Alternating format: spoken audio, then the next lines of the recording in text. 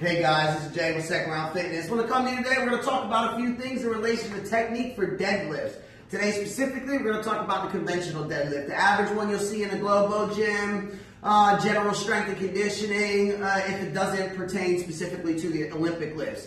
And we're going to talk about the differences with the conventional deadlift versus a clean deadlift or snatch deadlift, which are specifically meant to strengthen and be a counterpart lift, an accessory lift, to the snatch and the clean and jerk. The reason being, the positioning of the body, the weight distribution over your feet, where they are, where your center of mass is over your feet, where your body aligns in a clean deadlift is vastly different than per se a conventional deadlift. Reason being, in a clean deadlift, feet might slightly be a little wider out, shoulder will be slightly directly over the bar, maybe with some individuals barely a hair behind. Center of mass is going to be over midfoot, which is usually associated right in front of the heel of your foot, okay? And when you are standing up in a clean deadlift, the general idea is that the bar raises at the exact same time as your hip. So you'll be here, start to raise until you break the knees and the bar gets about mid-thigh. You initiate into your second phase of the clean.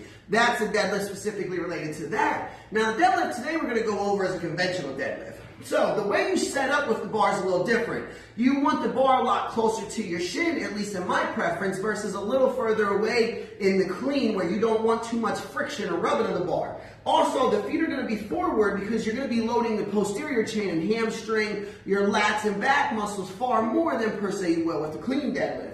They're essentially the same hip hinge, but slightly different. So for the conventional deadlift, I'm going to bring the bar to my shins. My toes will be forward directly on my hip. I'll grab directly outside my knees, but now my hip will be slightly higher, my shoulder will be slightly in front of the bar, and I'll feel my hamstrings loaded more when I stand up versus the clean deadlift.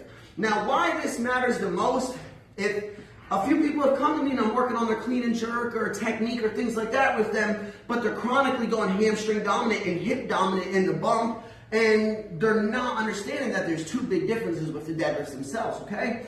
Or individuals are coming in here from less qualified coaches and trainers at other gyms. They're just a fad and things like that, and they're not understanding how to do a hip hinge. Don't even understand how to properly do a squat or a kettlebell swing. So understanding that your coach can present to you in a biomechanical way how to properly do the lifts is only going to further help your fitness journey down the line. Again, this is Jay Hess with Second Round Fitness. YouTube channel launches by the end of the week. Check out Instagram, Facebook, Yelp, Google.